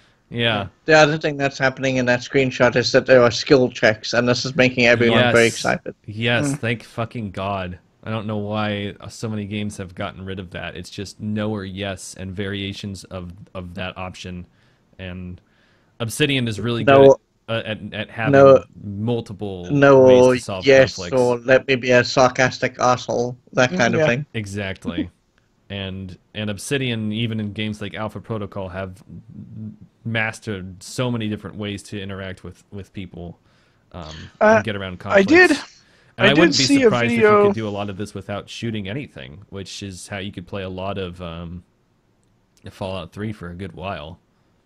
I did see a video about a guy that was at, I don't know if it's talking about Computex or one of these things where he saw the gameplay. And he said something about the combat seemed to be a lot like Bioshock. Interesting. Which in itself is not amazing because Bioshock's combat was not good, but it wasn't bad. I don't know. Hopefully by now they've refined it a little bit because the trailer seems to be a little better than Bioshock's combat, but I don't know. Who knows? But anyway, to me it looks interesting. It's something I'm definitely going to be paying attention to. Because it looks bright and colorful, which is a good thing to have. Yep. And if it is Obsidian and they do a good job, which I'm sure they will. Yeah, I'm still not sure it's worth them getting. I'm sure a lot of the Microsoft money of them purchasing that went to the development of this game, but and I'm not sure if them no longer being independent is worth this game. But that trailer makes me think that it'll at least soften the blow. Yeah, hopefully. I know that we're going to see. I mean, I'm sure this is going to be hyped an awful lot as it comes out. Like I'm sure Anthem will be and all that stuff as well. Yeah. We're going to see a lot more like trailers and people playing beta footage and all that stuff. But, Yeah. And I didn't actually pay attention. Did they give a release date in that trailer or talk about it at all? Because I didn't. Sometime next year. We're not sure when. It's the same with Cyberpunk, which is the other game that is probably going to be in direct competition with this as a first-person narrative-based RPG. But I think that the hope, as long as they don't come out around the same time, I don't think they'll eat their own audiences. Because they do seem like a pretty different animal. Yeah. We will see. Hopefully they're both very good. Yeah, I hope so as well. I'm interested in both of them for sure. Mm-hmm. Cyberpunk probably more. Yeah, I'm probably going to try to minimize my hype as much as I can for both of them, just so I don't overhype either of them. So you're not disappointed. Yeah. Yeah. Keep your expectations a little lower. Yeah. Just keep them in check, because. Yeah, unlike Gray, I think that it looks fun because I like shooters. I do too, and I know Gray doesn't like shooters. That doesn't. To me, it doesn't look like it's actually going to be that much of a shooter. It just seems to me like it's more going to be first person, and sometimes you might use a weapon or something. Right.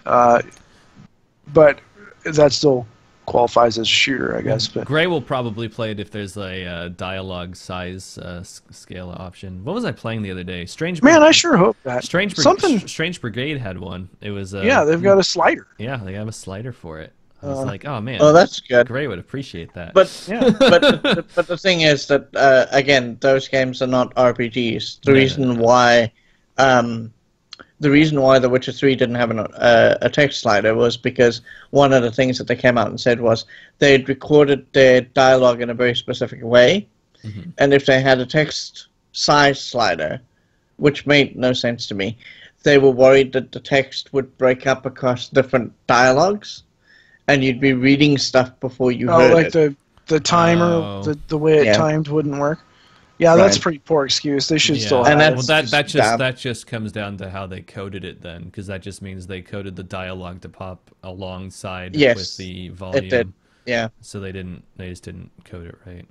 Yeah, that's a bummer. Hopefully they've learned that. I can't play The Witcher 3 because there's no text sliders at all. Right. And so reading anything and it's a text heavy game. Because there's a lot of reading. Right, yeah. So, can't play it. But I think that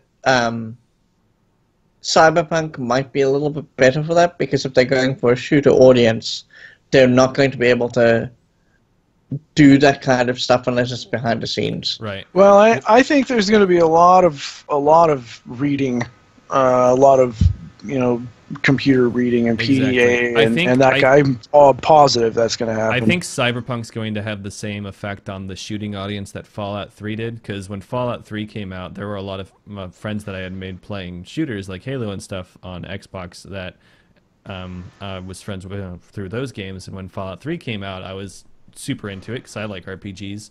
And they're like, oh yeah, that looks like a super fun shooter. I'll try it out. And they were not into it at all because it was an RPG.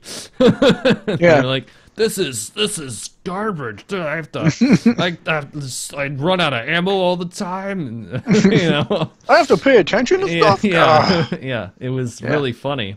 And that wasn't an uncommon thing. And I think Cyberpunk might end up being the same thing with that, because I'm sure there's going to be a lot more RPG than it's going to be shooter. I feel like Cyberpunk is going to have like Prey. Prey is an info dump, and if you're not ready for a lot of that, like there's a lot of your time is spent going through drawers and reading notes and books and saving like codes and trying to pick through things and crack locks, and I mean there's a lot of downtime in that game. It's really good, but if you're not interested in the info dump and the downtime that goes with it, it's very slow. I wasn't when I first started playing. I really like it, but When I got into it a few hours, it was just like, man, I don't want to do this right now. Yeah, I kind of hope went to Outer something Worlds else. is like that too, because the world, I guess, of Outer Worlds, it does look the most interesting, I guess, to me, with all the planets so close together on the skylines and stuff like that. Yeah. Like, I really want to know what's going on with all that. That is the one thing I do want to say that I appreciate about the Outer Worlds is the sort of the art direction and the design. Because it's shooting for, like I was talking about earlier when we are talking about old Fallout, they were taking the sort of the 50s stuff and then running it through a comedy ringer, you know. Yep. Yeah. And they're doing a lot of that with the Outer Worlds as well, and that's cool. I'm Yeah, really it's, glad kind of to the see that. The old B sci-fi movie feel. Yeah, right. Yeah, And that's vintage sci-fi hits me right in my core, so I'm in. Yeah, I'm interested for sure. Yep. Uh, But that's pretty much all the announcements, and all the new Yeah. games and stuff. well, that's fine because we've been going now for over 2 hours. Well, just under 2 hours on the actual live stream. Oh, right. Okay. You're right. But yeah, Outer Worlds is, and I already forgot what the other one was called. They're my standouts. The Abzu guys one. Yeah. The Last Pathless. Campfire, Pathway. No, the Pathless. Pathless. Yeah. Last Campfire is Hello, but also good. Yeah. Yeah, that true. looks cool. And that's Sweet. that's another one. So yeah, actually a lot of cool games coming out in 2019. Not all just the same old tat that we usually get from these things. I was The actually one- kind of surprised. The one thing I was sad at not seeing at the Game Awards was Biomutant. Oh, right. Yeah. There has been a good amount of gameplay of that already, too, so it's kind of weird. I guess they don't have money to pay Jeff Keighley. No, they don't have money to pay Jeff Keighley because they're owned by THQ, and I think while THQ is buying a lot of Nordic. studios, I don't Yeah. think they want to spend money on a lot of advertising quite yet for that game. Well, and they probably don't want... Yeah, well, and they just put out Darksiders, which isn't selling well. They Right. probably don't want to make people go, ooh, I'll wait for that game, and then not Yeah. buy Darksiders, because they do need people to buy Darksiders. Yeah, I hope people do. I still want it. I know do there too. are people out there that don't really like it, and I can understand their reasoning for Yeah. it. The big thing, and Jim Sterling spoiled it, is that you don't get to use Fury's horse for very long No, you don't. because the world is not open, or it's Right. all interconnected, but it's hallways and Yeah. Well, that's like jumping how between the buildings and stuff, first so. one is, and that's how the second one is too. It's just you connect the levels by going, and that's kind of the annoying thing about 2 is the fact that it's an open world, because you have to waste like 5 minutes riding from one side of the map to the other to go to the next level instead of it just Yeah, I suppose. I mean, the instead first of it time, just then you loading. can fast travel.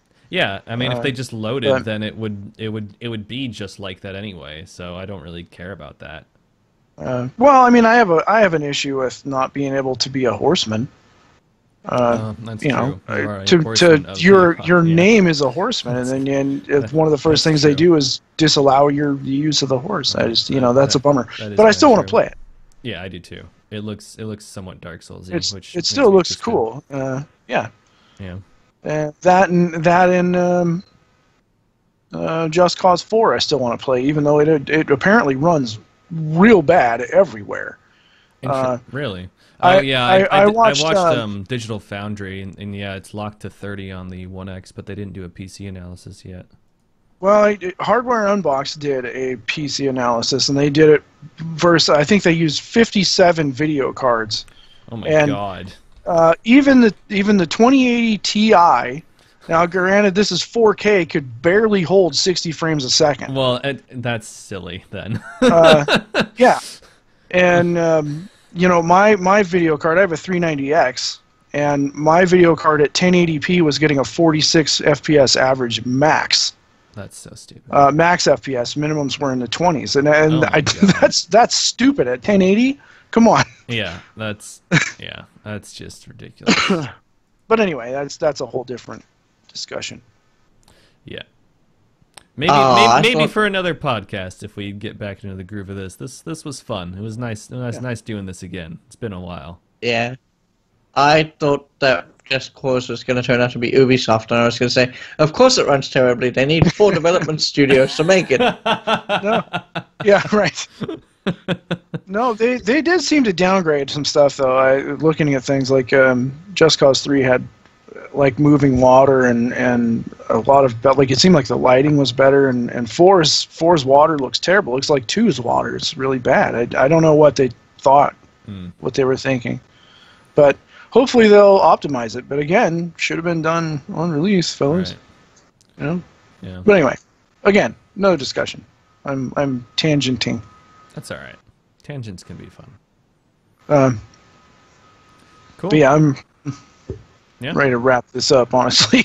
Yeah, that's sort of what we're getting at there. So yeah, that's our thoughts on all the Game Awards stuff. Grady, you did have anything else you wanted to add before we take off here? Nah, I'm good. I'm good too. Yeah. Awesome. Well, I've said everything. thanks for watching, everybody who ends up watching this. Hope you all have a wonderful one. Look forward to playing some of these cool new games. Take care and have a good internet. Bye-bye. Bye, guys. Bye bye, folks.